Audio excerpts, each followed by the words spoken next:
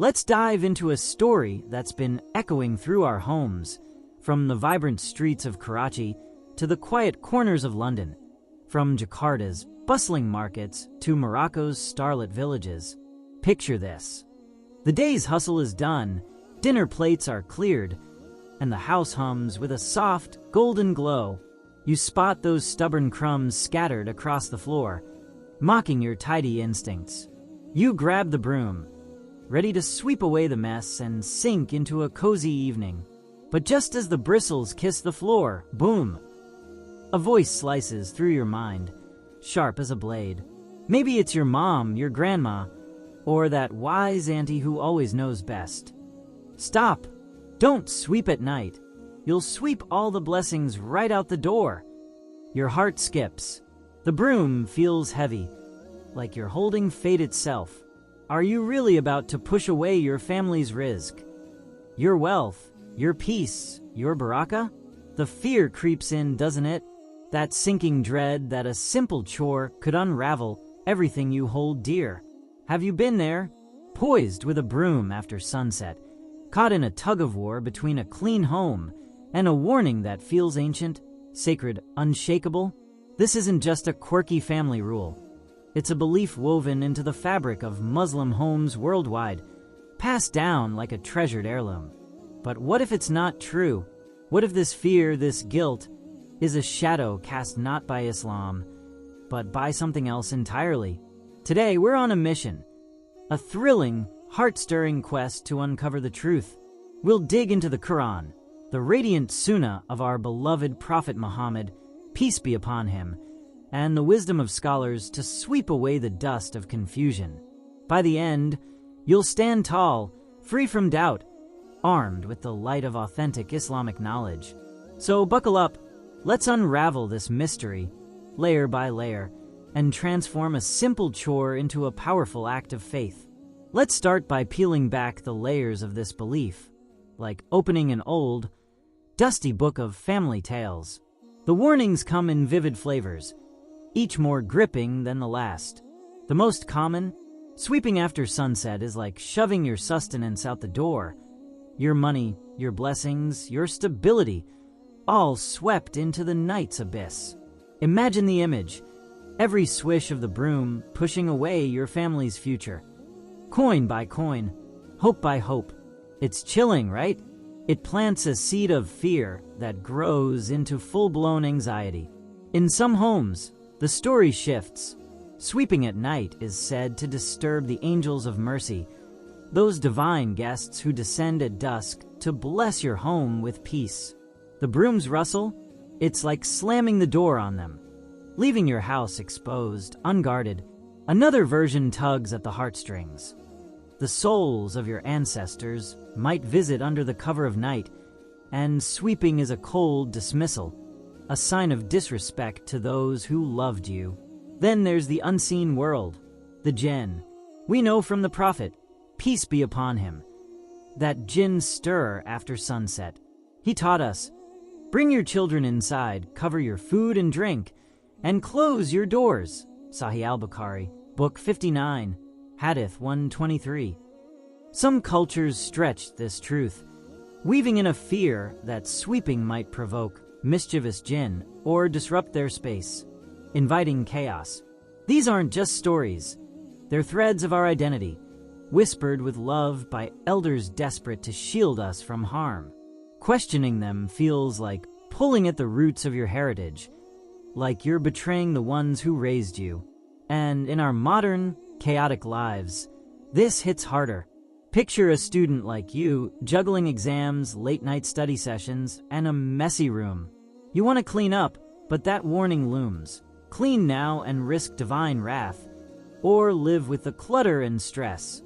The suspense builds, the heart races, and the broom becomes a symbol of conflict. But hold tight. There's a light at the end of this tunnel. We're not here to tear down our elders' wisdom, but to gently align it with the pure, unfiltered truth of Islam, the Quran and Sunnah. Let's release the guilt and step into clarity. To find that clarity, we need to anchor ourselves in Islam's beating heart, cleanliness.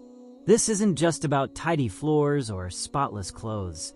It's a pillar of our faith, a love letter from Allah Himself.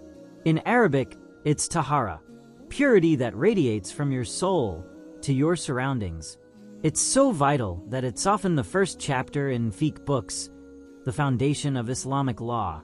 Outer purity means keeping your body, your clothes, your home pristine, like wudu before salah, washing away the day's dust, or ghusl to renew your spirit. Allah declares in the Quran, "Indeed, Allah loves those who are constantly repentant and loves those who purify themselves." Surah Al-Baqarah 2:222. Stop and let that sink in. Allah loves those who purify. It's not just a command, it's a divine embrace, a gift to perfect His favor upon us.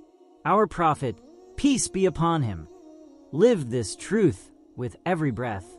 He championed miswak for fresh breath, neat nails, and a pleasant scent, recoiling from anything foul. He urged his companions, keep your spaces clean, your homes sacred. A clean home isn't just tidy, it's a sanctuary where barakah thrives, where your heart feels light, your salah feels focused. A messy home, it drags your spirit down, clouds your mind.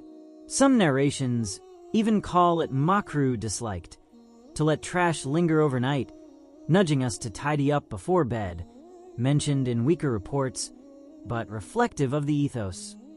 And then comes the hadith that hits like a thunderbolt. Cleanliness is half of faith. Sahih Muslim, Book 2, Hadith 432. Half. Scholars unpack its weight. Cleanliness carries rewards rivaling half of Iman itself. Faith has two wings. The inner, purifying your heart from pride or envy. The outer, cleansing your body and space from dirt. Sweeping your floor? It's not just a chore, it's worship, a sacred act drawing you closer to Allah. The timing, day or night, feels trivial against this truth. Why would Islam, a faith that exalts purity, shackle it to the clock without ironclad proof? The suspense tightens.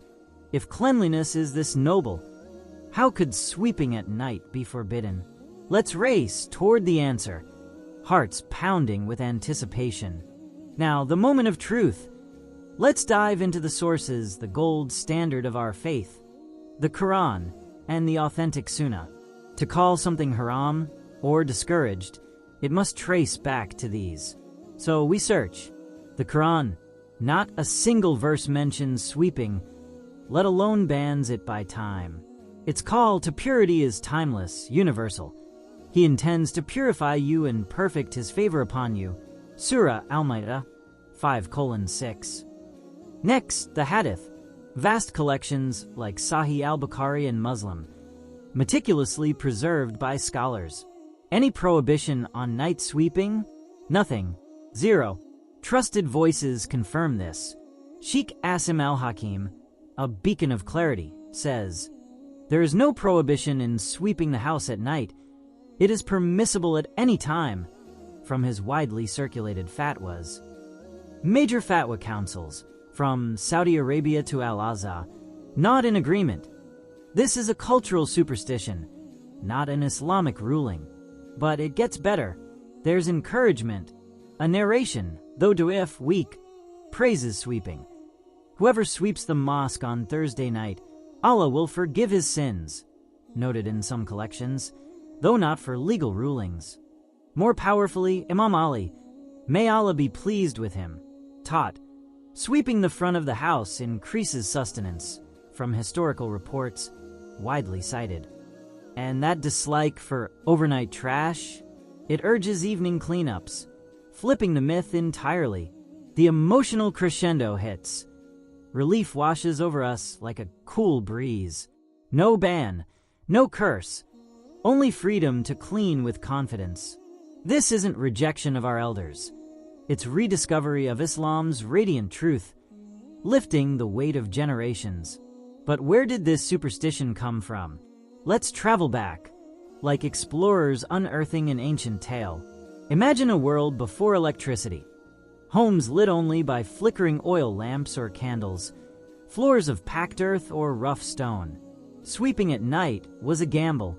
A dropped coin, a needle, an earring, precious in a time when families had little, could vanish into the shadows, swept out with the dust, lost forever. Elders warned, "Don't sweep now, wait for daylight." It was practical, not prophetic, a tip to safeguard meager belongings. But as centuries passed, the why faded. The caution twisted from "you'll lose valuables" to "you'll lose blessings." A household tip became a taboo, the broom a magical wand of misfortune. It's a pattern across cultures. Think of nail clipping at night. In dim light, a sharp blade risked cuts and infections. So wait for morning became don't tempt fate. Misfortune struck a family that swept at night. Easy to blame the broom, not coincidence. This isn't unique to Muslims. It's human. But as Muslims, we're called to rise above. Superstition whispers shirk, giving power to objects over Allah. Understanding this origin, it's like unlocking a chest of empathy. Our ancestors weren't wrong. They were practical, protective, loving. With modern lights and access to authentic Hadith, we can honor their intent while embracing Islam's clarity. Here's where the story soars, where hope ignites like a sunrise. This isn't just about sweeping. It's about living Islam's deepest truths. First, Tawhid, the bedrock of our faith.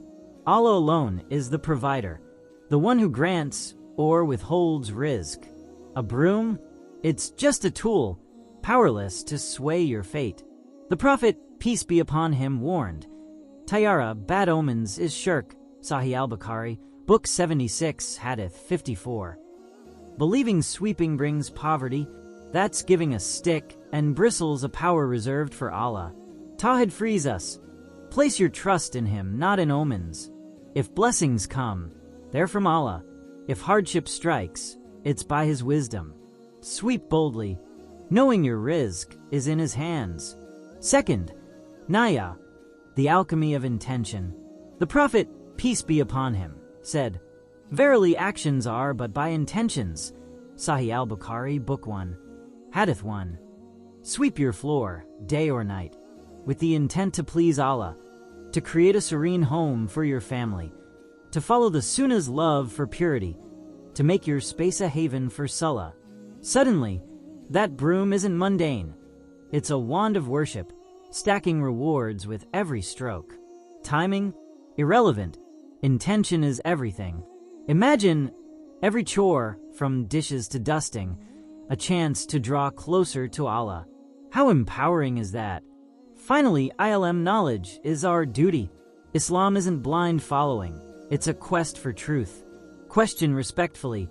Seek the Quran and Sunnah. Share with love. Don't scold your elders. Honor them. Try this. Ami, I love how you guard our home's blessings. I found something amazing. Scholars say cleanliness is half of faith, and Imam Ali said sweeping boosts rizq. Isn't that beautiful? You're not debunking. You're uplifting, replacing myth with a truth that sparkles. So, young warriors of faith, here's the verdict, shining like a beacon. Sweeping at night? Perfectly halal, no Islamic ban. The Quran and Sunnah are silent. No verse, no authentic hadith forbids it. The myth's roots, practical advice from a darker, dimmer past, now outgrown. Islam exalts cleanliness as half of faith. Anytime, anywhere. Tawhid frees us from superstition's chains. Niyyah turns chores into ibadah. ILM lights our path. Next time you grab that broom after dark, say Bismillah, sweep with joy, knowing you're pleasing Allah. You're not chasing away blessings, you're inviting them. Crafting a home where angels linger, where barakah flows. This is your power, your legacy as Muslims. Living with clarity, confidence, and love. Inspired? Share this truth with your crew, your family. What other traditions have you wondered about? Drop them below, and let's uncover more gems together. Let's live Islam's light, pure, bold, unstoppable.